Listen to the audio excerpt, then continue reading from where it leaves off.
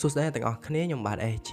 ថ្ងៃនេះគឺខ្ញុំនឹងមកនិយាយបន្តទៅកាន់ part 2 នៃរឿង anime Haikyuu តែម្ដងហើយចំពោះអ្នកដែលអត់ធ្លាប់មើលវគ្គ1ទេក៏អាចទៅរកមើលបានសិនដែលខ្ញុំដាក់ link នៅខាងក្នុង description ឬក៏ក្នុង channel ខ្ញុំផ្ទាល់ហើយមុននឹងចូលទៅកាន់ part 2 របស់យើងអ្នកទាំងអស់គ្នាកុំភ្លេចជួយ subscribe ឲ្យ admin ម្នាក់មួយផងណាដើម្បីមានកម្លាំងចិត្តក្នុងការធ្វើនៅវីដេអូបន្តទៀតអញ្ចឹងដើម្បីកុំឲ្យខាតពេលយូរតោះយើងចាប់ផ្ដើមកីឡាករម្នាក់ដែលមានឈ្មោះថាអុយកាវ៉ាដែលអុយកាវ៉ាហ្នឹងគឺគេជាកីឡាករម្នាក់ប្រចាំក្លឹបអូបាជូសៃនិងជា captain នៅក្នុងក្លឹបហ្នឹងផងដែរហើយអ្វីដែលកាន់តែពិសេសហ្នឹងគឺថាអុយកាវ៉ាហ្នឹងគេធ្លាប់ជាមិត្តចាស់ដែលនៅក្នុងក្រុមតែមួយជាមួយនឹងខាហ្គេយ៉ាម៉ាផងដែរពេលនោះដោយសារតែឃើញថាអុយកាវ៉ាហ្នឹងគេស្គាល់ខាហ្គេយ៉ាម៉ាហ៊ីណាតាក៏បានសួរទៅកាន់ខាហ្គេយ៉ាម៉ាថាតើអុយកាវ៉ាហ្នឹងគេមានសមត្ថភាពពិសេសអីគេចឹងណាហើយខាហ្គេយ៉ាម៉ាក៏បានប្រាប់ទៅកាន់ហ៊ីណាតាវិញដែរថាខាហ្គេយ៉ាម៉ាគេមានរហស្សនាមថា The Great King ហើយសមត្ថភាពពិសេសរបស់គេហ្នឹងគឺគេអាចវាយបាល់យ៉ាងខ្លាំងតែម្ដងអាវាយសវីហ่ะនិយាយទៅគឺថាប្រាស់មកអីទុកគេជាប់ទេគឺគេមានកម្លាំងខ្លាំងតែម្ដងហើយគេក៏ជា captain នៅក្នុងក្រុមអូបាជូសៃនៅពេលបច្ចុប្បន្នហ្នឹងដែរហើយពេលនោះយើងក៏បានដឹងដែរថាអវត្តមានរបស់អុយកាវ៉ាហ្នឹងគឺដោយសារតែគេមានរបួសដែរអញ្ចឹងហើយទើបគេបានលេងបន្ទាប់មកការប្រកួតតង់ទី3ក៏បានចូលមកដល់និយាយទៅដោយសារតែតង់ទី1និងតង់ទី2ហ្នឹងពួកគេឈ្នះម្នាក់ម្ដងអញ្ចឹងអត់ទាន់ដឹងថាក្រុមណាឈ្នះពិតប្រាកដទេអញ្ចឹងហើយក៏គេលេងនៅតង់ទី3បន្តទៀតបន្ទាប់មកតង់ទី3ក៏បានចូលមកដល់ក៏ប៉ុន្តែដោយសារតែអុយកាវ៉ាហ្នឹងគេទើបតែនឹងជាហ្នឹងក៏ក្លឹបអូបាជូសៃហ្នឹងអត់ទាន់ដាក់គេលេងទេហើយនៅពេលដែលអត់មានអុយកាវ៉ាលេងហ្នឹងយើងក៏បានឃើញថាក្រុមរបស់ខាហ្គេយ៉ាម៉ាហ្នឹងគឺអាចធ្វើបានយ៉ាងល្អមែនតើនិយាយទៅគឺស៊ីឡើង24គ្រាប់ហើយបន្ទាប់មកនៅពេលដែលគ្រាប់បាល់ទី25ហ្នឹងរៀបនឹងឈ្នះទៅហើយក៏ប៉ុន្តែក្រុមខារ៉ាស៊ូណូហ្នឹងគឺគេផ្លាត់បាល់ក៏ធ្វើឲ្យបាល់ហ្នឹងត្រូវបានខាងអូបាជូសៃហ្នឹងវាយសវីម្ដងតែគេផ្លាត់មកគ្រាប់មិញណាហើយនៅពេលដែលអាកាសវាយសវីចូលមកដល់ហ្នឹងពេលហ្នឹងផងដែរអុយកាវ៉ាក៏សុំគ្រូបង្វឹករបស់គេហ្នឹងចូលមកវាយសវីយកតែម្ដងហើយនៅពេលដែលអុយកាវ៉ាគេបានចូលមកដល់គេក៏បាននិយាយថានេះគឺជាឱកាសរបស់គេក្នុងការយកជ័យជំនះទៅលើក្រុមខារ៉ាស៊ូណូហើយពេលនោះផងដែរយើងក៏បានឃើញថាអុយកាវ៉ាហ្នឹងគឺគេវាយសវីខ្លាំងមែនតើគឺមកគ្រាប់របស់គេហ្នឹងស៊ូគីស៊ីម៉ាទប់អត់ជាប់ទេចង់បាក់ដៃហើយបន្ទាប់មកនៅពេលដែលឃើញថាស៊ូគីស៊ីម៉ាទប់សវីរបស់ខ្លួនអត់ជាប់ហ្នឹងអុយកាវ៉ាហ្នឹងក៏បាននិយាយទៅកាន់ស៊ូគីស៊ីម៉ាថាតើស៊ូគីស៊ីម៉ាហ្នឹងគឺជាសិស្សដែលហាត់បាល់នៅក្នុងឆ្នាំទី1មែនទេហើយគេក៏បាននិយាយថាសិស្សអន់អញ្ចឹងទប់បាល់គេមិនជាប់អីចឹងណាបន្ទាប់មកគេក៏បានធ្វើការវាយសវីទៅខាងស៊ូគីស៊ីម៉ាដែលស៊ូគីស៊ីម៉ារបស់យើងហ្នឹងទប់បាល់របស់គេចង់បាក់ដៃតែនៅតែអត់ជាប់ដែលធ្វើឲ្យគ្នារបស់គេហ្នឹងមានអារម្មណ៍ថាភ្ញាក់ផ្អើលខ្លាំងមែនតើនៅពេលដែលឃើញថាប៉ែកនឹងខ្លាំងចឹងហើយនៅពេលហ្នឹងផងដែរយើងក៏បានឃើញថាគ្រាន់តែអុយកាវ៉ាវាយសវីមួយផ្លែតហ្នឹងបានឡើង23គ្រាប់បាល់ទៅហើយនិយាយទៅឡើងចង់ស្មើក្រុមខារ៉ាស៊ូណូហើយចង់ឈ្នះទៀតបន្ទាប់មកនៅពេលដែលគ្រាប់បាល់ទី24ដែលអុយកាវ៉ាវាយហ្នឹងហ៊ីណាតារបស់យើងគេឆ្លាតដែរគេក៏បានទៅកោអុយកាវ៉ាហ្នឹងឲ្យ focus មកខាងគេអញ្ចឹងណាហើយគេក៏បានប្រាប់គ្នារបស់គេហ្នឹងឲ្យដូររ៉ូលេងម្ដងដោយសារតែបើយើងទុកឲ្យស៊ូគីស៊ីម៉ានៅទប់បាល់ហ្នឹងទៀតប្រកាសជាចាញ់គេជាមិនខានទេបន្ទាប់មកនៅពេលហ្នឹងផងដែរ captain ដៃឈីហ្នឹងក៏គាត់បានចូលមកទប់បាល់ហ្នឹងជំនួសស៊ូគីស៊ីម៉ាវិញម្ដងហើយនៅពេលដែលអុយកាវ៉ាគេវាយបាល់ហ្នឹងពេលហ្នឹងផងដែរយើងក៏បានឃើញថាស៊ូគីស៊ីម៉ាហ្នឹងគេអាចទប់បាល់ហ្នឹងជាប់ហើយបន្ទាប់មកក៏បាល់ហ្នឹងផ្លោះទៅខាងអុយកាវ៉ាក៏ប៉ុន្តែនៅពេលដែលអុយកាវ៉ាគេរៀបនឹងវាយបាល់ហ្នឹងបញ្ចូលទៅខាងស៊ូគីស៊ីម៉ាទៅហើយពេលហ្នឹងយើងក៏បានឃើញថាហ៊ីណាតាហ្នឹងគេហត់ reflect ទៅទប់បាល់របស់អុយកាវ៉ាបានយ៉ាងលឿនហើយថែមទាំង reflect មកវាយបាល់បញ្ចូលទីខាងអុយកាវ៉ាបានទៀតដែលលទ្ធផលជ័យជំនះហ្នឹងគឺបានទៅលើខាងក្រុមខារ៉ាស៊ូណូដែលជ័យជំនះ23ទល់នឹង25គ្រាប់ហើយកន្លែងហ្នឹងក៏ចង់បញ្ជាក់យើងដែរថាបើសិនជាយើងមានតែកម្លាំងមុខគឺមិនអាចយកឈ្នះទេតែផ្ទុយទៅវិញហ្នឹងបើសិនជាយើងមានកម្លាំងហើយយើងមានប្រាជ្ញាឆ្លាតទៀតអាហ្នឹងប្រកាសជាអាចយកឈ្នះបានយ៉ាងងាយស្រួលហើយជ័យជំនះមួយហ្នឹងគឺធ្លាក់ទៅលើខាងខារ៉ាស៊ូណូជាអ្នកយកឈ្នះសរុបលទ្ធផលមកគឺ2ទល់នឹង1ហើយបញ្ចប់ការប្រកួតទៅយើងក៏បានឃើញថាខាងក្រុមខារ៉ាស៊ូណូហ្នឹងសប្បាយចិត្តខ្លាំងមែនទែនហើយបន្ទាប់ពីចប់ការប្រកួតហើយសមាជិកនៃក្រុមខារ៉ាស៊ូណូហ្នឹងក៏បានទៅអរគុណទៅលើសមាជិកក្លឹបក៏ដូចជាអ្នកមើលការខុសត្រូវនៅក្នុងក្លឹបហ្នឹងផងដែរបន្ទាប់មកយើងកាត់ទៅកាន់ពេលយប់វិញម្ដងពេលហ្នឹងផងដែរ Captain ដៃឈីហ្នឹងក៏គាត់បាននិយាយជាមួយនឹងសមាជិកក្លឹបក៏ដូចជាអ្នកចាត់ការទូទៅនៅក្នុងក្លឹបហ្នឹងដោយគាត់បាននិយាយថាក្លឹបរបស់គេបច្ចុប្បន្នហ្នឹងគឺមិនមានគ្រូបង្វឹកទេហើយណាមួយទម្រង់លេខរបស់ពួកគេហ្នឹងគឺមិនទាន់ល្អឥតខ្ចោះឡើយបើយោងតាមការបង្វឹករបស់ជំនួយការក្លឹបនៅក្នុងពេលបច្ចុប្បន្នហ្នឹងគឺវាមិនទាន់គ្រប់គ្រាន់ណាមួយក្រុមរបស់គេកាលពីប្រកួតថ្ងៃមិញហ្នឹងមើលទៅដូចជាខ្សោយអ្នកទប់បាល់អញ្ចឹងហើយពួកគេត្រូវការគ្រូបង្វឹកថ្មីក៏ប៉ុន្តែពេលហ្នឹងផងដែរជំនួយការក្លឹបហ្នឹងក៏គាត់បានប្រាប់ថាចាំគាត់ទៅតាក់ទងរកគ្រូបង្វឹកមកបង្ហាត់ពួកគេវិញអញ្ចឹងណាហើយចាប់ពីការនិយាយគ្នាហ្នឹងទៅពួកគេក៏បានបែកផ្លូវគ្នាទៅផ្ទះនៅតាមផ្លូវហ្នឹងផងដែរសិស្សច្បងស៊ូកាវ៉ារ៉ាហ្នឹងក៏គាត់បាននិយាយថាក្រុមរបស់ពួកគេហ្នឹងនឹងត្រូវប៉ះគ្នាជាមួយនឹងក្រុម top លេខ8នៅថ្ងៃខាងមុខហ្នឹងទៀតហើយនៅពេលដែលពួកគេកំពុងតែនិយាយគ្នាសុកហ្នឹងសិស្សច្បងដៃឈីក៏បានប្រាប់ពួកគេថាឥឡូវហ្នឹងជំនួយការក្លឹបហ្នឹងក៏បានតាក់ទងជាមួយនឹងលោកគ្រូចាស់ដែលមានឈ្មោះថាអ៊ូខៃ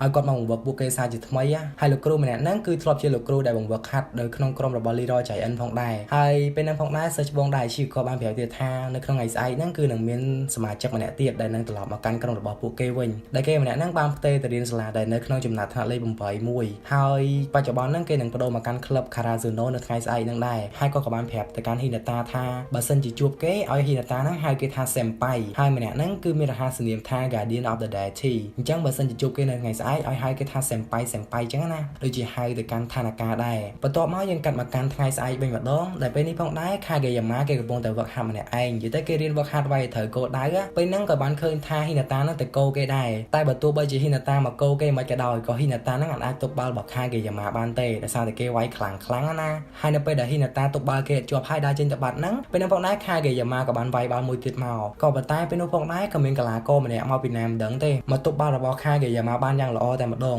ហើយ Kageyama ក៏លន់មកសរសើរថាកីឡាករម្នាក់នេះគឺពិតជាទប់បាល់បានយ៉ាងល្អអញ្ចឹងណាបើសិនជាមកលេងក្នុងការប្រកួតជាមួយនឹង Obajusai មិនដឹងជាល្អយ៉ាងណាទេព្រោះថាគេអាចនឹងទប់បាល់របស់ Oikawa បានអញ្ចឹងណាមួយដោយសារតែក្រុម Karasuno ហ្នឹងគឺខ្វះអ្នកទប់បាល់និយាយទៅបើសិនជាបានអាប៉ែហ្នឹងមកដឹងតែល្អហ្មងបន្ទាប់មកយើងក៏បានដឹងថាម្នាក់ហ្នឹងគឺជាម្នាក់ដែល Captain Daichi គាត់និយាយថាមានរហស្សនាមថា Guardian of Deity ដែលឲ្យ Hinata ហៅថា Senpai ហើយនៅពេលដែលជួបម្នាក់ហ្នឹងភ្លាម Hinata របស់យើងហ្នឹងមានតែបានហៅគេថា Senpai ណាបើជាបាននិយាយថាហើយពេលហ្នឹងផងដែរនៅពេលដែល search បងដែរជីក៏បានដើរចូលមកដល់ហ្នឹងគាត់ក៏បានហៅឈ្មោះម្នាក់ហ្នឹងថា Nishinoya ដែលម្នាក់ហ្នឹងមានឈ្មោះថា Nishinoya តែខ្ញុំសុំហៅថា Noya ណាវាស្រួលហៅជាងវាខ្លីហើយម្នាក់ហ្នឹងគឺមានកម្ពស់ 1.59 ដែលធ្វើឲ្យ Hinata របស់យើងហ្នឹងគឺអស់សំណើចខ្លាំងមែនតើក៏ប៉ុន្តែនៅពេលដែលដឹងសមត្ថភាពម្នាក់ហ្នឹងថាគេគឺជាមនុស្សម្នាក់ដែលអាចទប់បាល់បានល្អក៏ដូចជាលេងបានល្អនៅក្នុងក្រុមការពីមុនហ្នឹងហើយណាមួយគេក៏ជាសិស្សនៅក្នុងឆ្នាំទី2ទៀតផងនោះក៏ធ្វើឲ្យ Hinata របស់យើងហ្នឹងគឺហៅគេថា Senpai តែម្ដងហើយនៅពេលហ្នឹង Kageyama ក៏បានសួរទៅកាន់ Noya ថាតើហេតុអីបានជា Noya ហ្នឹងត្រឡប់មកក្នុង Karasuno វិញអញ្ចឹងណាហើយ Noya ក៏បានប្រាប់ទៅកាន់ Kageyama វិញដែរថាគេត្រឡប់មកក្នុងសាលា Karasuno ហ្នឹងគឺមិនមែនដោយសារហេតុផលអីទេហេតុផលហ្នឹងគឺដោយសារតែគេស្រឡាញ់ឯកសណ្ឋានមនុស្សស្រីនៅក្នុងសាលាហ្នឹងវាស្អាតហើយណាមួយឯកសណ្ឋានរបស់មនុស្សប្រុសហ្នឹងវាពណ៌ខ្មៅហើយនៅពេលហ្នឹងផងដែរគេក៏បានកន្លែងទៅឃើញជាមួយនឹងជំនួយការក្លឹបស្រីដែលមានឈ្មោះថា Kyoko ហើយគេក៏បាននិយាយថាគេមកកន្លែងហ្នឹងគឺដើម្បីមកជួប Kyoko ហ្នឹងហើយគេក៏បានស្ទុះទៅអោបយកតែម្ដងតែមានតែអោបបានណាក៏ស៊ីមកក៏ភ្លៀងផ្លាច់ហើយតែនឹងត្រូវបាន search បងដែរឈីតហ្នឹងក៏បាននិយាយថាម្នាក់ហ្នឹងគឺនៅតែញញ៉ៃដូចដើមអញ្ចឹងតែធ្វើឲ្យគេអន់ចិត្តហ្នឹងក៏បានដើរចេញទៅខាងក្រៅបាត់ទៅបន្ទាប់មកយើងក៏លេចមកមើលប្រវត្តិរបស់ Noya បន្តិចទៅដែល Noya ហ្នឹងគឺគេលេងនៅក្នុង role libero ហើយ role មួយហ្នឹងគឺជាអ្នកទប់បាល់អាពេលគេវាយមកអញ្ចឹងយើងដូចដកផងដូចទប់ផងអញ្ចឹងណាហើយម្នាក់ហ្នឹងគឺគេលេងជាមួយនឹង ace ម្នាក់ទៀតដែលជាអ្នក spiker ដែលគេហ្នឹងគឺមានឈ្មោះថា Asahi ក៏ប៉ុន្តែដោយសារតែលើកមុនហ្នឹង Asahi ជាមួយនឹងគេហ្នឹងត្រូវបានទទួលការស្ដាប់បន្ទោសពីក្រុមខ្លាំងមែនទែនដោយសារតែការលេងមិនសូវល្អដោយហេតុហ្នឹងហើយទើបធ្វើឲ្យពួកគេទាំងពីរនាក់ហ្នឹងត្រូវចាក់ចេញពីក្រុមដោយសារតែមិនអាចទទួលយកនៅពីសម្ដីមើលងាយបានណាហើយបន្ទាប់មកយើងកាត់មកកាន់ Hinata វិញម្ដងដែលពេលនេះហ្នឹង Hinata គេក៏បានមកលួង Noya ដែរដោយសារតែមុនហ្នឹង Noya គេអន់ចិត្តហើយ Hinata ក៏បានមកប្រាប់គេថាតាមពិតទៅមុនហ្នឹងសិស្សច្បងនិយាយលេងហ្នឹងសិស្សច្បងថែមទាំងបានសរសើរ Noya ថាគេហ្នឹងគឺជា Guardian of God ទៀតហើយគ្រាន់តែលឺអញ្ចឹងភ្លាមហ្នឹង Noya របស់យើងហ្នឹងគេចាប់ផ្ដើមមានអារម្មណ៍ថាសប្បាយចិត្តឡើងវិញអញ្ចឹងណាដោយសារតែមុនហ្នឹងសិស្សច្បងហៅគេថាមនុស្សកម្ពូកោយើងទៅហើយឥឡូវមកសរសើរគេថា Guardian God ទៀតណាមិនសប្បាយចិត្តហើយ Hinata របស់យើងហ្នឹងក៏បានហៅគេថា Senpai ពេញមាត់តែម្ដងដោយធ្វើឲ្យប៉ែណូយ៉ាហ្នឹងគេស៊ីចូលពេញទំហឹងតែម្ដងហើយគេថានឹងបានសន្យាថាគេនឹងបង្ហាត់ Hinata ហើយនឹងទិញក្រែមឲ្យ Hinata ញ៉ាំអញ្ចឹងណាហើយបន្ទាប់មកយើងត្រឡប់មកកាន់ការវឹកហាត់វិញដែលពេលហ្នឹងផងដែរជំនួយការក្លឹបហ្នឹងក៏បានប្រាប់ទៅកាន់គ្នាគេថា Nishinoya ហ្នឹងគេមាន role ដែលមានឈ្មោះថា libero ហើយដោយសារតែលើកមុនអត់មានអ្នកលេងនៅក្នុង role ហ្នឹងក៏គាត់បានដាក់អ្នកលេងនៅក្នុង role ហ្នឹងមកទេហើយយើងបានឃើញមែនអត់ការប្រកួតលើកមុនណាគឺថា Tsukishima ហ្នឹងគេទប់បាល់បានល្អទេដោយសារតែ role ហ្នឹងគឺជា role libero ដែល role ជាអ្នកដកបាល់ហើយដោយសារតែ Tsukishima ហ្នឹងគេសូវមានបច្ចេកទេសអញ្ចឹងហើយទៅធ្វើឲ្យក្រុមហ្នឹងពិបាកទទួលយកកន្លែងហ្នឹងខ្លាំងមែនតើហើយឥឡូវហ្នឹងបើសិនជាបានអាប៉ែ Noya ហ្នឹងមកលេងឲ្យហ្នឹងប្រកាសជាល្អហើយពេលហ្នឹងផងដែរ Hinata ក៏បានសួរទៅកាន់ Noya ហ្នឹងថាតើម្នាក់ដែលមានឈ្មោះថា Asahi ដែល Noya និយាយមុនហ្នឹងគេគឺជាណាគេអីចឹងណាហើយ Noya ក៏បានប្រាប់ទៅកាន់ Hinata ដែរថាម្នាក់ដែលមានឈ្មោះថា Asahi ហ្នឹងគឺជាដៃគូរបស់គេដែលគេមានរហស្សនាមថា Ace ដែល Ace ហ្នឹងគឺជាអ្នក Spiker ហើយគេថានឹងបាននិយាយថា Ace ហ្នឹងបើសិនជាលេងជាមួយនឹង Libero ដែលដូចជាគេហ្នឹងគឺវាប្រហែលជាខ្លាំងជាងអ្នកលេងនៅក្នុង Role Setter ជាមួយនឹង Blocker ដែលយកមកបុកជាមួយនឹង Ace ហ្នឹងថែមទៀតហើយគ្រាន់តែនិយាយចឹងភ្លាមធ្វើឲ្យ Hinata មួយនឹង Tsukishima ហ្នឹងដាក់ទឹកមុខតែម្ដងហើយនៅពេលដែលគេនិយាយថា Libero ជាមួយនឹង Ace ហ្នឹងលេងត្រូវគ្នាហ្នឹងក៏ធ្វើឲ្យ Hinata របស់យើងហ្នឹងមកប្រាប់គេថា Hinata ហ្នឹងគេចង់ធ្វើជា Ace ចឹងណាហើយ Noya ហ្នឹងក៏បានប្រាប់ដែរថាចាំគេបរៀនអីចឹងទៅហើយបន្ទាប់មក Hinata របស់យើងហ្នឹងក៏ហៅគេថា Senpai ដែលធ្វើឲ្យប៉ែហ្នឹងសន្យាថាចាំទិញក្រែមឲ្យញ៉ាំពីដើមចឹងទៅហើយបន្ទាប់មកយើងកាត់មកកាន់ជំនួយការក្លឹបវិញម្ដងដែលពេលនេះផងដែរហ្នឹងគាត់មករកអ្នកលក់នំប៉័ងឈីមកកន្លែង ដែលបែបម្នាក់ហ្នឹងគឺមានឈ្មោះថាអ៊ូខៃដែលជាគ្រូបង្វឹកនៅក្នុងក្លឹប Karazuno តាមពិតទៅមានចាស់អីណាឡើងក្មេងហើយជំនួយការនៃក្លឹបហ្នឹងក៏បានមករកគាត់ដើម្បីឲ្យទៅបង្វឹកក្រុម Karazuno វិញអញ្ចឹងណាហើយគាត់ហ្នឹងក៏បាននិយាយថាគាត់នឹងមិនទៅនៅក្នុងក្លឹប Karazuno ទេហើយជំនួយការក្លឹបហ្នឹងក៏បានប្រាប់គាត់ថាបើសិនជាឥឡូវហ្នឹងគាត់មិនទៅជាមួយនឹងក្លឹប Karazuno ទេប្រកាសជាពិបាកហើយដោយសារតែក្លឹប Karazuno ឥឡូវហ្នឹងគឺមិនដូចមុនទេណាមួយគេបានទទួលកីឡាករមកពីឆ្នាំទី1ហ្នឹងគឺល្អខ្លាំងមែនទែនអញ្ចឹងបើសិនជាគាត់ទៅបង្វឹកវិញហ្នឹងប្រកាសជាល្អអញ្ចឹងណាហើយនិយាយចប់ហ្នឹងក៏បានដើរចេញទៅវិញបាត់ទៅហើយស្អែកឡើងយើងកាត់មកកាន់ Sugawara វិញម្ដងដែលពេលនេះផងដែរសិស្សច្បង Suga ក៏គាត់បានទៅបញ្ចូលជាមួយនឹង Ace ម្នាក់ដែលមានឈ្មោះថា Asahi ហើយដើម្បីឲ្យគាត់ហ្នឹងចូលមកកាន់ក្រុមហ្នឹងវិញដោយសារតែឥឡូវហ្នឹងគឺថា Noya ដែលជាដៃគូរបស់ Ace ហ្នឹងគេមកវិញហើយអញ្ចឹងបើសិនជា Asahi ហ្នឹងគេត្រឡប់មកក្នុងក្រុម Karazuno វិញហ្នឹងប្រកាសជាក្រុមរបស់គេហ្នឹងខ្លាំងផងដែរហើយណាមួយដោយសារតែមានសិស្សឆ្នាំទី1ដូចជា Kageyama ជាមួយនឹង Hinata ហ្នឹងល្អផងអញ្ចឹងបើសិនជាគេមកទៀតប្រកាសជាខ្លាំងជាមិនខានទេក៏ប៉ុន្តែម្នាក់ហ្នឹងគេអាចបានចូលក្រុមវិញទេហើយពេលហ្នឹងផងដែរគេក៏បានដើរចេញទៅខាងក្រៅដោយសារតែមានអ្នកហៅគេហើយដល់ពេលដែលចេញមកដល់ខាងក្រៅហ្នឹងគេក៏បានជួបជាមួយនឹង Hinata ហើយ Kageyama ផងដែរបន្ទាប់មក Hinata ហើយ Kageyama ហ្នឹងគេបានណែនាំខ្លួនអញ្ចឹងណាហើយ Hinata ក៏បាននិយាយទៅកាន់អ្នកហ្នឹងថា Hinata ហ្នឹងក៏គេជា Ace ដូចជាគេអញ្ចឹងដែរហើយ Hinata ហ្នឹងគេស្រឡាញ់ការលេងបាល់នៅក្នុងក្រុមហ្នឹងខ្លាំងមែនទែនដោយសារតែ Ace ហ្នឹងគឺជាអ្នកវាយបាល់បញ្ចូលទីហើយណាមួយនៅពេលដែលបាល់មកប៉ះនឹងប្រអប់ដៃរបស់គេហ្នឹងគឺមានអារម្មណ៍ថាវាកក់ក្ដៅហើយ Hinata របស់យើងហ្នឹងក៏ខំនិយាយបញ្ចូល Asahi ហ្នឹងឲ្យត្រឡប់ទៅក្នុងក្រុមវិញដែរតែ Asahi ហ្នឹងក៏អត់បានស្ដាប់ទេហើយក៏បានលាពួកគេចាក់ចេញមកទៅបន្ទាប់មក Sugawara ហ្នឹងក៏បានប្រាប់ទៅកាន់ពួកគេទាំងពីរនាក់ថាការពីដើមឡើយ Asahi ហ្នឹងគឺគេជា Spiker ហើយក៏ជាដៃគូរបស់ Noya ផងដែរក៏ប៉ុន្តែដោយសារតែនៅក្នុងការប្រកួតមួយហ្នឹងគេមិនអាចវាយទម្លុះជញ្ជាំង blocker របស់សត្រូវបានអញ្ចឹងហើយក៏ធ្វើឲ្យក្រុមទាំងមូលហ្នឹងស្ដីបន្ទោសឲ្យគេហើយណាមួយដោយសារតែមិនអាចទទួលនៅពាក្យស្ដីបន្ទោសរបស់អ្នកទាំងអស់គ្នានោះក៏ធ្វើឲ្យគេហ្នឹងសម្រេចចិត្តចាក់ចេញពីក្រុមតែម្ដងក៏ដូចជា Noya ហ្នឹងគេមិនលេងផងដែរហើយបន្ទាប់និយាយចប់ហើយពួកគេក៏បានបំបីផ្លូវគ្នាទៅបន្ទាប់មកយើងកាត់មកកាន់ពេលយប់វិញម្ដងពេលហ្នឹងផងដែរជំនួយការក្លឹបក៏បានមកប្រាប់ពួកគេទាំងអស់គ្នាថាឥឡូវហ្នឹងក្រុមរបស់ពួកគេនឹងត្រូវប៉ះជាមួយនឹងក្រុមដែលមកពីទីក្រុង Tokyo ដែលជាក្រុម top លេខ8ដែលឲ្យឈ្មោះថា Neko ហើយក្រុមមួយហ្នឹងគឺមានអាហារសនាមថាឆ្មាអញ្ចឹងណាហើយពេលហ្នឹងផងដែរក៏ធ្វើឲ្យ Hinata របស់យើងហ្នឹងគេសម័យទៅឃើញឆ្មាខំក្អែកអីណាអើយឡើងបោះគេហ្មងយាយបន្ទាប់មកជំនួយការក្លឹបក៏បានប្រាប់ទៅកាន់ពួកគេទាំងអស់គ្នាថ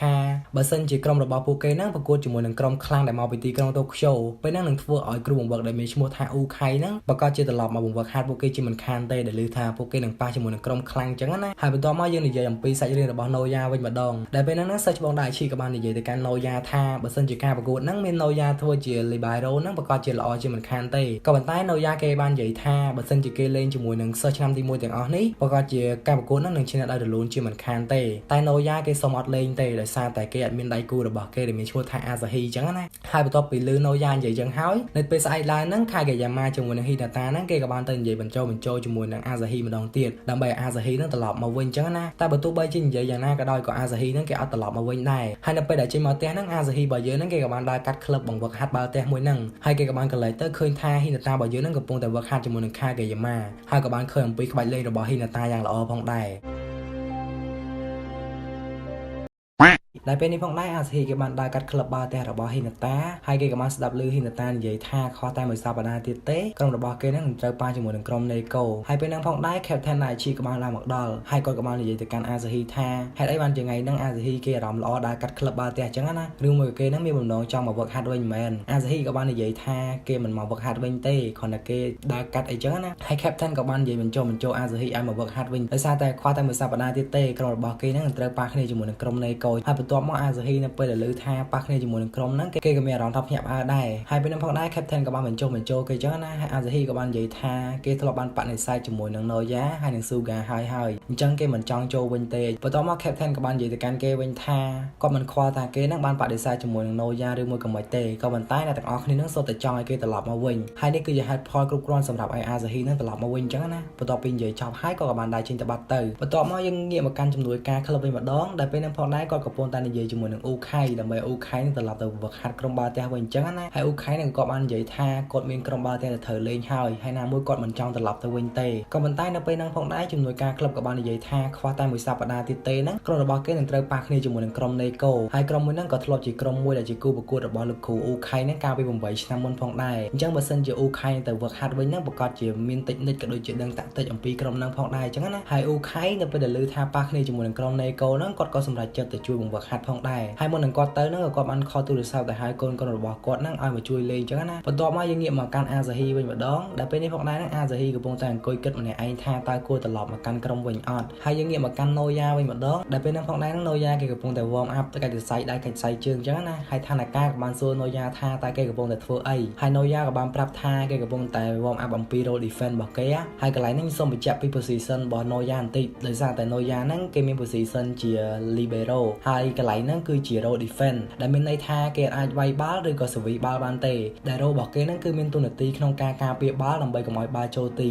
ីបើប្រៀបធៀបទៅវាដូចជា role tank នៅក្នុង game Mobile Legends អញ្ចឹងណាអ្នកគ្នាដែលលេង tank ដឹងហើយថា tank ហ្នឹងគឺអាច farm បើឬក៏ទៅវាយជាមួយនឹងសត្រូវមួយស្មើទេវាដូចជា Noya អញ្ចឹងដែរគឺ Noya គេអាចធ្វើឲ្យបានក្រៅពីទប់បាល់កុំឲ្យសត្រូវវាយចូលទីទេបន្ទាប់មកពេលហ្នឹងផងដែរអ៊ូខៃក៏បានដើរមកដល់ដែលអ៊ូខៃបាននិយាយទៅកាន់អ្នកទាំងអស់គ្នាថាគាត់ហ្នឹងគឺជាគ្រូវឹកថ្មីអញ្ចឹងណាតែអ្នកទាំងអស់គ្នាក៏ភ្ញាក់ផ្អើលដែរដោយសារតែឃើញអ៊ូខៃធ្លាប់តែជាអ្នកលក់នំប៉័ងឈីសអញ្ចឹងណាហើយមកធ្វើគ្រូវឹកគេហ្នឹងធ្វើមិនមកអញ្ចឹងទៅហើយអ៊ូខៃក៏បានប្រាប់ថាតាមពិតទៅហ្នឹងគាត់ហ្នឹងគឺជាចៅរបស់អ៊ូខៃទេតែអ៊ូខៃកាលជំនាន់មុនហ្នឹងគឺជាតារបស់គាត់ហើយគាត់ហ្នឹងគឺជាចៅរបស់អ៊ូខៃជំនាន់មុនអញ្ចឹងណាហើយគាត់មកបង្វឹកហាត់ពួកគេហ្នឹងដោយសារតែគាត់ហ្នឹងធ្លាប់ជាសមាជិកនៅក្នុងក្លឹបហ្នឹងដែរហើយណាមួយគាត់ក៏ដឹងតាក់ទិចអំពីក្រុមណេកូផងអញ្ចឹងណាហើយដើម្បីកុំឲ្យខាតពេលវេលាយូរហ្នឹងគាត់នឹងមានក្រុមមួយឲ្យពួកគេលេងជាមួយសាកល្បងអញ្ចឹងណាហើយក្រុមមួយហ្នឹងគឺជាក្រុមរបស់គាត់ហ្នឹងឯងបន្ទាប់មកគាត់ក៏ឲ្យកីឡាករទាំងអស់គ្នានឹង warm up ហើយនៅពេលដែលក្រុមម្ខាងទៀតគេបានដើរមកដល់ហ្នឹងនៅពេលដែលជិតចាប់ផ្ដើមការប្រកួតទៅហើយបែរជាណូយ៉ាហ្នឹងគេមិនព្រមលេងទេតែអ៊ូខៃក៏បានទៅសួរគេថាហេតុអីបានគេចង់លេងអញ្ចឹងណាហើយ captain ក៏បានប្រាប់ថាដោយសារតែណូយ៉ាហ្នឹងគេខ្វះដៃគូគេម្នាក់ដែលជា spiker ហើយពេលហ្នឹងផងដែរហ៊ីណាតាក៏បានស្រែកទៅហៅអាសាហ៊ីដែលដើរកាត់មាត់បង្អួចកន្លែងវឹកហាត់ហ្នឹង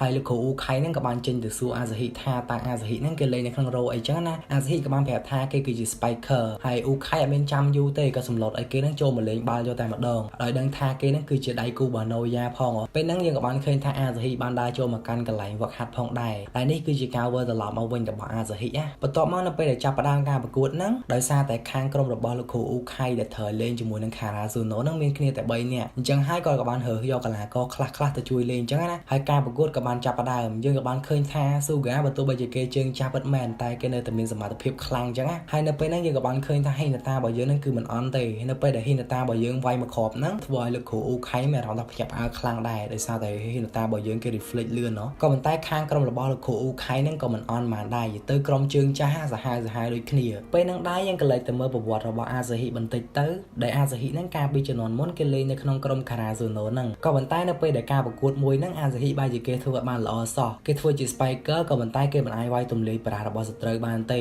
េបើទោះបីជា setter ហ្នឹងខំបោះបាល់ឲ្យគេយ៉ាងណាក៏គេអាចទៅរួចដែររហូតធ្វើឲ្យគេហ្នឹងបាក់ទឹកចិត្តហើយមិនហ៊ានហៅឲ្យ setter ហ្នឹងបោះបាល់ឲ្យខ្លួនវាយខ្លាចវាយអត់ចូលអញ្ចឹងណាហើយបើទោះបីជាយ៉ាងណាក៏ដោយក៏ណូយ៉ាហ្នឹងគេនៅតែនិយាយថាឲ្យអាសាហ៊ីហ្នឹងខំប្រឹងឲ្យដល់ទីបញ្ចប់អញ្ចឹងណាបើទោះបីជាវាយគេអត់ចូលហ្នឹងក៏នៅមានណូយ៉ាហ្នឹងគឺជាអ្នក defend កុំឲ្យបាល់ផ្លានឲ្យវិញចូលទីដែរហើយនៅពេលដែលបញ្ចប់ការប្រកួតហ្នឹងយើងក៏បានឃើញថាអាសាហ៊ីហ្នឹងគេមិនបានវាយបាល់នឹងបញ្ចូលទីទៀតទេនិយាយទៅគេមិនបានហៅ setter ឲ្យបោះបាល់ឲ្យគេដោយសារតែគេវាយអត់ចូលហើយបន្ទាប់មកណូយ៉ាក៏បានទៅហៅរឿងគេថាតើហេតុអីហ្នឹងបានជាគេឈប់ហៅ setter ឲ្យបោះបាល់ឲ្យខ្លួនអញ្ចឹងអាសាហ៊ីក៏លើកហេតុផលមកនិយាយថាដោយសារតែគេហ្នឹងគ្មានសមត្ថភាពក្នុងការទម្លាយប្រារបស់សត្រូវបានអញ្ចឹងហើយគេនឹងឈប់ហៅ setter ឲ្យបោះបាល់ឲ្យគេទៀតហើយពេលហ្នឹងផងដែរក៏ជាពេលដែលអ្នកទាំងពីរនេះឆ្លោះគ្នាហើយក៏ធ្វើឲ្យអាសាហ៊ីហ្នឹងគេឈប់លេងបាល់ក៏ដូចជាណូយ៉ាហ្នឹងគេដូរសាលាផងដែរយើងងាកមកកាន់ពេលបច្ចុប្បន្នវិញម្ដងនៅពេលដែលបាល់ទៅដល់ដៃរបស់ Suga ក៏ប៉ុន្តែនៅពេលហ្នឹងផងដែរគឺគ្មាននរណាម្នាក់ហ្នឹងហៅឲ្យ Suga បោះបាល់ឲ្យសោះហើយអាសាហ៊ីរបស់យើងហ្នឹងក៏គេបានគិតថាកាលពីមុនគេបានធ្វើខុសជាមួយនឹងណូយ៉ាហើយដែលគេមិនបានហៅ setter ឲ្យបោះបាល់ឲ្យខ្លួននិយាយទៅកាលហ្នឹងណូយ៉ាប្រាប់គេថា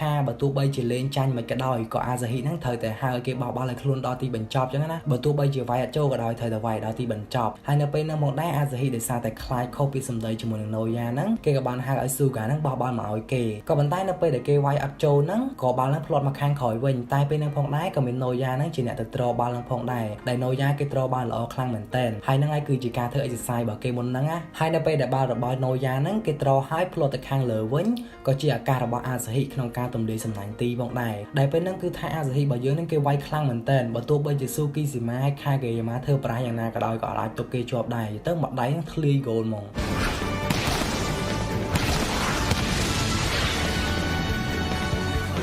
បន្ទាប់មកយើងក៏លេចមកមើលខាងហ៊ីណាតាក៏មិនណយដែរដោយសារតែហ៊ីណាតាជាមួយនឹងខាងហ្គេយ៉ាម៉ាហ្នឹងគឺជាដៃគូដ៏ល្អជាមួយនឹងគ្នាពេលហ្នឹងផងដែរខាងហ្គេយ៉ាម៉ាក៏បានបញ្ជូនបាល់ឲ្យហ៊ីណាតាហើយហ៊ីណាតាក៏ចាំវាយបាល់ហ្នឹងចូលទីបានយ៉ាងល្អមែនទែនដែលក្បាច់មួយហ្នឹងគឺពិតជាត្រូវចិត្តរបស់អ៊ូខៃណាហើយអ៊ូខៃថានឹងបានលួចសរសើរនឹងចិត្តថាពួកគេហ្នឹងគឺជាដៃគូដ៏ល្អជាមួយនឹងគ្នាអញ្ចឹងណាព្រោះថាក្បាច់របស់ពួកគេហ្នឹងគឺពិតជាសហការគ្នាបានល្អមែនទែនដែលមួយជាអ្នកលោតមុនបាល់ហើយមួយទៀតគឺជាអ្នកបញ្ជូនឲ្យត្រូវ position ដែលត្រូវវាយហ្នឹងទៅគឺចូលទីតែម្ដងក៏ប៉ុន្តែបើទោះបីជាពាក្យក្នុងចិត្តសរសើរយ៉ាងណាក៏ដោយក៏មាត់ហ្នឹងមិននិយាយថាសរសើរដែរតែគាត់និយាយថាពួកគេហ្នឹងគឺមិនទាន់លេងល្អបានគ្រប់គ្រាន់អីចឹងណាហើយពេលហ្នឹងផងដែរជំនួយការក្លឹបក៏បានប្រាប់ទៅកាន់អ៊ូខៃថាហ៊ីណាតាហ្នឹងគេមានគោលបំណងថាថ្ងៃណាមួយហ្នឹងគេនឹងខ្លាចទៅជា Leroy Giant ណាដោយសារតែ Leroy Giant ហ្នឹងគឺជា idol របស់គេ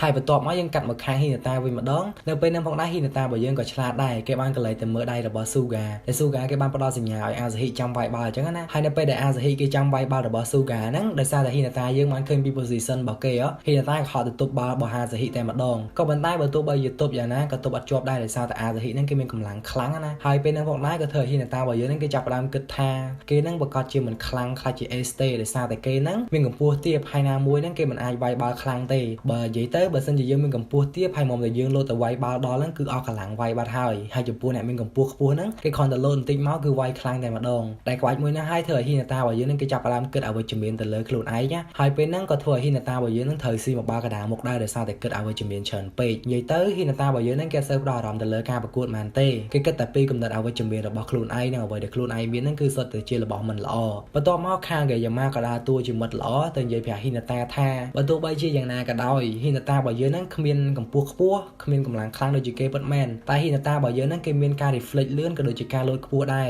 ហើយអ្វីដែលហ៊ីណាតាមានហ្នឹងហើយគឺជា invincible តែធ្វើឲ្យអ្នកទាំងអស់គ្នាហ្នឹងមិនអាចនឹកស្មានដល់ហើយបើទោះបីជាហ៊ីណាតាហ្នឹងគេគ្មានកម្ពស់ខ្ពស់ដូចជាអាសាហ៊ីក៏ដោយក៏ប៉ុន្តែហ៊ីណាតារបស់យើងហ្នឹងគេប្រកាសជាអាចរកគ្រាប់ឲ្យក្រុមបានជាមិនខានបន្ទាប់ពីនិយាយលើកទឹកចិត្តចឹងហើយខាងហ្គេយ៉ាម៉ាក៏បាននិយាយទៅខាងអាសាហ៊ីថាឲ្យពួកគេហ្នឹងបិទបាល់របស់ហ៊ីណាតាបើទោះបីជាហ៊ីណាតាហ្នឹងវាយទៅខាងណាក៏ឲ្យព្យាយាមបិទហ៊ីណាតាទៅហើយនៅពេលដែលហ៊ីណាតារបស់យើងលោតវាយបាល់ហ្នឹងក៏ឃើញថាប្រាស់របស់គេហ្នឹងបាំងពេញមុខតែម្ដងហើយហ៊ីណាតារបស់យើងគេឆ្លាតដែរគេមានតែវាយឲ្យចូលណាគេក៏បានប្រើ speed របស់គេហ្នឹង reflect ទៅមកខាងទៀតហើយហក់វាយបាល់ចូលទីយ៉ាងស្រួលតែម្ដងនិយាយទៅហ៊ីណាតារបស់យើងឆ្លាតណាស់អ្នកគ្នាហ៊ីណាតារបស់យើងបើទោះបីជាគេមិនខ្ពស់មែនតែ IQ វិញរាប់លាន IQ តែម្ដងហើយពេលហ្នឹងផងដែរខាងហ្គេយ៉ាម៉ាក៏បាននិយាយទៅកាន់ហ៊ីណាតាថាឥឡូវហ៊ីណាតាឃើញនៅហ៊ីណាតាអត់មានកម្ពស់ខ្ពស់ហើយអត់មានកម្លាំងខ្លាំងទេតែហ៊ីណាតាហ្នឹងគេមាន speed ដ៏លឿនក៏ដូចជាការ reflect វាយបាល់យ៉ាងល្អនិយាយទៅអ្វីដែលធម្មជាតិផ្ដល់ឲ្យយើងហ្នឹងគឺសុទ្ធតែជារបស់ល្អទាំងអស់គ្រាន់តែថាយើងអត់ទាន់មើលឃើញអំពីចំណុចល្អរបស់ខ្លួនឯងអញ្ចឹងណាហើយនៅពេលដែលការប្រកួតបន្តទៀតហ្នឹងយើងក៏បានឃើញថាពូមួយសក់ពុះត្រឡោកពូហ្នឹងក៏បានវាយសវិខ្ទើយមកខាងហ៊ីណាតាផងដែរ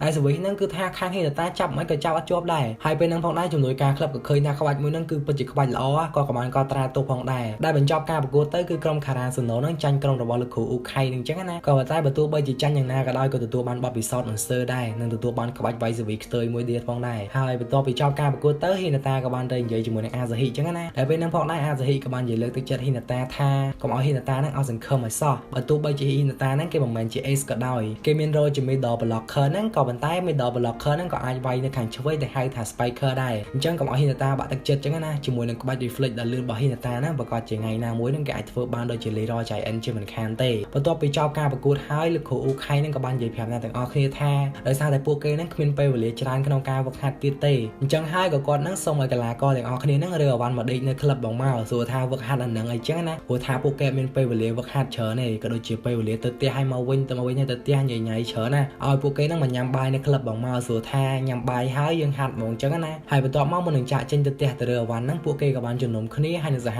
ការគ្នាផងដែរដែលបដិញ្ញាចិត្តថាពួកគេទាំងអស់គ្នាគឺជាខារ៉ាស៊ូណូហើយស្អែកឡើងក៏បានចូលមកដល់ពេលហ្នឹងផងដែរយើងក៏បានឃើញថាអ៊ូខៃហ្នឹងគាត់ឲ្យសមាជិកនៃក្រុមទាំងអស់ហ្នឹងមកហាត់បាល់ជុំគ្នាទាំងអស់ចឹងណាហើយក៏ឲ្យពួកគេហ្នឹងរើកៅមកនៅសាលាហ្នឹងផងដែរហើយបន្ទាប់មកយើងក៏បានឃើញថាអ៊ូខៃហ្នឹងគឺគាត់ជាអ្នកបង្វឹកហាត់ផ្ទាល់តែម្ដងដែលការវឹកហាត់មួយហ្នឹងគឺគាត់បង្រឹងកីឡាករឲ្យខ្លាំងដើម្បីគាត់រើយកកីឡាករមួយណាទៅប្រកួតចឹងណាហើយយើងក៏បានឃើញថាទាំងការដកបាល់ទាំងការវាយបាល់ក៏ដូចជាការបញ្ជូនបាល់ហ្នឹងគឺថាអ៊ូខៃគាត់បង្វឹកហាត់បានយ៉ាងល្អខ្លាំងមែនទែនហើយសូម្បីតែការញ៉ាំឬក៏ការគេងរបស់កីឡាករហ្នឹងក៏ឲ្យពួកគេហ្នឹងរើមកគេងឬក៏ញ៉ាំនៅក្នុងសាលា នឹងដែរហើយស្អែកឡើងក៏បានចូលមកដល់ហើយអូខេក៏បានប្រាប់ឲ្យកីឡាករទាំងអស់គ្នានឹងទៅរត់ដើម្បីធ្វើចលនារាងកាយចឹងណាបន្ទាប់ពីកីឡាករចេញទៅអស់ហើយពេលហ្នឹងផងដែរយើងក៏បានឃើញថាជំនួយការក្លឹបហ្នឹងក៏បានមកសួរអូខេថារវាងខេកេយ៉ាម៉ាជាមួយនឹងស៊ូហ្គាហ្នឹងតើអូខេហ្នឹងនឹងរើសណាគេចូលមុនចឹងណាបន្ទាប់មកអូខេក៏បាននិយាយថាគាត់មិនទាន់ច្បាស់ទេដោយសារតែពីរអ្នកហ្នឹងគឺល្អដូចគ្នាចឹងណាបន្ទាប់មកជំនួយការក្លឹបក៏បាននិយាយថាបើសិនជាតាមគំនិតគាត់ហ្នឹងគាត់ចង់ឲ្យស៊ូហ្គាលេងសិនដោយសារតែស៊ូហ្គាហ្នឹងគឺជាសិស្សឆ្នាំទី3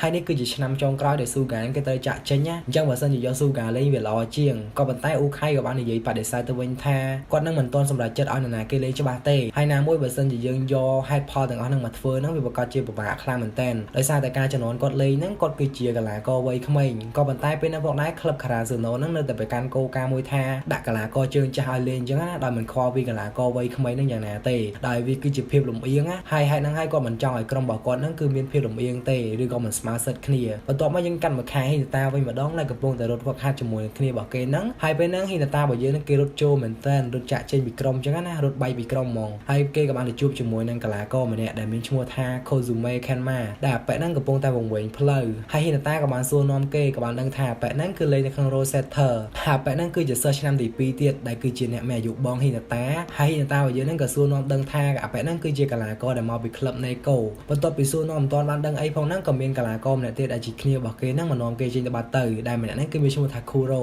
មើលទៅមកអាប៉ែហ្នឹងគឺពិតជាមើលខ្លាំងមែនតើហើយនៅពេលហ្នឹងផងដែរស៊ូហ្គាក៏បានមកដល់ហើយក៏បានហៅហ៊ីតាហ្នឹងឲ្យទៅរត់បន្តទៀតទៅហើយយើងក៏ឡើងមើលក្លឹប Neko នេះវិញក៏ឃើញថាពួកគេហ្នឹងកំពុងតែវឹកហាត់យ៉ាងស្វាហាប់ផងដែរដែលមានអាប៉ែ Kuro ហ្នឹងមើលទៅមុខគេពិតជាមើលខ្លាំងមែនតើហើយអាប៉ែហ្នឹងពិតជាគួរឲ្យចាប់អារម្មណ៍ខ្លាំងមែនតើតែយើងអត់ដឹងថាម្នាក់ហ្នឹងគឺលេងនៅ position នៃគេណាបន្ទាប់មកយើងក៏លេងមកកាន់លោកគ្រូអ៊ូខៃវិញម្ដងដែលពេលហ្នឹងផងដែរហ្នឹងអ៊ូខៃក៏បានប្រាប់ឲ្យកីឡាករទាំងអស់គ្នាហ្នឹងព្យាយាមវឹកហាត់បន្តិចទៅដោយសារតែពេលវេលាក៏កាន់តែខាយដែរនិយាយទៅគឺថាពួកគេមិនត្រូវទិញពីអីក្រៅពីពាក្យថាវឹកហាត់ឲ្យដល់ទីបញ្ចប់តែខាត់គឺមិនត្រូវចាញ់គេឡើយដោយសារតែប្រវត្តិរបស់ Karasuno តាំងពីជំនាន់ Leroy Giant លេងមកហ្នឹងគឺមិនដែលចាញ់សាលា Neko ទេអញ្ចឹងហើយបើទោះបីជាយ៉ាងណាក៏ដោយក៏ពួកគេហ្នឹងត្រូវតែយកជ័យជំនះឲ្យក្រុមដែរអញ្ចឹងណាបន្ទាប់ពីហ្នឹងមកយើងក៏បានឃើញថាកីឡាករទាំងអស់គ្នាហ្នឹងក៏បាននៅមួយគ្នាញ៉ាំមួយគ្នាផងដែរហើយថែមទាំងមានកីឡាករមួយចំនួនហ្នឹងដែលជាកីឡាករជើងចាស់ដែលមិនសូវជាមានគេចាប់អារម្មណ៍ហ្នឹងក៏សុទ្ធតែចង់លេងមុនដែរដោយសារតែពួកគេហ្នឹងចង់ទទួលបានចំណាប់អារម្មណ៍អញ្ចឹងណាបន្ទាប់មកថ្ងៃស្អែកក៏បានចូលមកដល់នៅពេលដែលពួកគេបញ្ចប់ការវឹកហាត់ហ្នឹងយើងក៏បានឃើញថាសិស្សច្បង Kyoko ហ្នឹងក៏បានយកសម្លៀកបំពាក់មកឲ្យពួកគេផងដែរដែលជាសម្លៀកបំពាក់ក្រុមណាហើយពេលហ្នឹងហ៊ីតារបស់យើងហ្នឹងគឺគេបាយស្លុយខ្លាំងមែនតើគេចំណែនថា Noya ហ្នឹងគេពាក់អាវខុសគេអញ្ចឹងណាហើយខាង Kayama ក៏បានប្រាប់ថាអាវរបស់ Noya ដែលមានពណ៌ខុសគេហ្នឹងដោយសារតែ Noya ហ្នឹងគេលេងក្នុង role libero តែ role ហ្នឹងគឺត្រូវពាក់អាវខុសគេអញ្ចឹងដោយសារតែមានតែម្នាក់ឯងហើយហ៊ីតារបស់យើងហ្នឹងបាយជាចំណែនលេខរបស់ខាង Kayama ថាជាលេខ9លេខលុយអញ្ចឹងណាហើយបន្ទាប់មក Captain Aichi ក៏បានប្រាប់ទៅកាន់ហ៊ីតាវិញថាតើហ៊ីតាភ្លេចឲ្យមែនអត់ដោយសារតែ Leroy Giant ហ្នឹងគេពាក់លេខ10ហើយក៏លេខមកមើលអាវរបស់ហ៊ីតាវិញហ្នឹងគឺជាអាវលេខ10ទៀតដែលធ្វើឲ្យហ៊ីតារបស់យើងហ្នឹងគិតថាអ្នកទាំងអស់គ្នាហ្នឹងចំណែនលេខគេអីណាណីយើឡើងដល់កមកក្បាលខូចបន្ទាប់មកយើងក៏លេខមកខាងក្រុម Kenma នេះវិញដែលពួកគេហ្នឹងកំពុងតែវឹកហាត់យ៉ាងស្វាហាប់ផងដែរនិយាយទៅការវឹកហាត់របស់គេហ្នឹងគឺស្តៀងក្រុម Karasuno ដែរដែលពួកគេហ្នឹងគឺវឹកហាត់ជាមួយនឹងក្រុមផ្សេងគឺប្រកួតជាមួយនឹងក្រុមផ្សេងដើម្បីសាកល្បងហ្នឹងទៅហើយពួកគេហ្នឹងថានឹងមានឆន្ទៈថាពួកគេនឹងយកឈ្នះក្រុម Karasuno ឲ្យបានយើងងាកមកកាន់ហ៊ីតានេះវិញដែលពេលហ្នឹងផងដែរហ៊ីតារបស់យើងហ្នឹងកំពុងតែគិតថាបើសិនជា Senpai របស់ពួកគេហ្នឹងសុទ្ធតែចង់លេងតើហ៊ីតាហ្នឹងបានបង្កើតឱកាសគេឈ្មោះណាអញ្ចឹងណានិយាយទៅ Senpai ហ្នឹងគឺជារៀមច្បងណាគ្នាហើយដោយសារតែ Senpai សុទ្ធតែចង់លេងអញ្ចឹងហ៊ីតារបស់យើងហ្នឹងគេមានអារម្មណ៍ថាពិបាកចិត្តខ្លាំងមែនទែនតែបើទោះបីជាយ៉ាងណាក៏ដោយឱកាសមានប្រាក់មកដល់ហើយបើសិនជាហ៊ីតារបស់យើងហ្នឹងគេមិនអាចសាងគេឈ្មោះបានទេមិនលេងបាល់ទេហ្នឹងល្អជាងអញ្ចឹងណាហើយហ៊ីតារបស់យើងហ្នឹងគេធ្វើគ្រប់យ៉ាងហ្នឹងគឺដើម្បីចង់ឲ្យខ្លួនហ្នឹងមានគេឈ្មោះក៏ដូចជាល្បីដូចជា Leroy Giant យ៉ាងដែរនិយាយទៅហ៊ីតារបស់យើងល្អមែនទែនណាគ្នាក្នុងរឿងនេះហ៊ីតារបស់យើងហ្នឹងគេព្យាយាមធ្វើគ្រប់យ៉ាងតាំងពីគេនៅក្មេងរហូតតស៊ូមកធ្វើជាកីឡាករនៅក្នុងក្លឹប Karasuno ដែលដូចជា idol របស់គេ Leroy Giant យ៉ាងទៀតនិយាយទៅអ្នកគ្នាបើសិនជាយកហ៊ីតាធ្វើជាគំរូល្អខ្លាំងមែនតើណាបើយើងប្រៀបធៀបឲ្យខ្លីទៅវាប្រៀបដូចជាក្រាស់យើងអញ្ចឹងណាបើសិនជាក្រាស់យើងអត់ស្រឡាញ់យើងទៅយើងតាមស្រឡាញ់ក្រាស់យើងឲ្យដល់ទីបញ្ចប់ទៅដរាបណាក្រាស់យើងអត់ទាន់មានប្តីគឺយើងនៅតែមានសង្ឃឹមជានិច្ចហើយបន្ទាប់មកស្អែកឡើងយើងក៏បានឃើញថាក្រុម Karasuno ជាមួយនឹងក្រុម Neko ហ្នឹងក៏បានឈរទល់មុខគ្នាផងដែរហើយហ្នឹងហើយអ្នកទាំងអស់គ្នាផាត2របស់យើងក៏បានមកដល់ទីបញ្ចប់ដែរអញ្ចឹងមិនដែរចំពោះផាត2នេះយើងមានតែចាំជួបគ្នានៅក្នុងផាត3បន្តទៀតមុននឹងបញ្ចប់វីដេអូទៅ admin ក៏សូមពឹងឲ្យអ្នកទាំងអស់គ្នាជួយចុច subscribe និង like នៅវីដេអូ admin ម្នាក់មួយផងដើម្បី admin មានកម្លាំងចិត្តក្នុងការផុសវីដេអូបន្តទៀតឲ្យអ្នកទាំងអស់គ្នាហើយចំពោះអ្នកដែលចង់ support ខ្ញុំតាមរយៈ ABA ក៏អាច support ខ្ញុំបានដែរនេះគឺជាលេខកុងរបស់ខ្ញុំ ហើយអញ្ចឹងគឺខ្ញុំមានតែប៉ុណ្្នឹងទេយើងចាំជួបគ្នានៅវីដេអូក្រោយបន្តទៀតពីខ្ញុំបាទ SG សន្យានឹងបកស្រាយអត្ថន័យ anime ទាំងអស់ជូនអ្នកទាំងអស់គ្នាបាយបាយ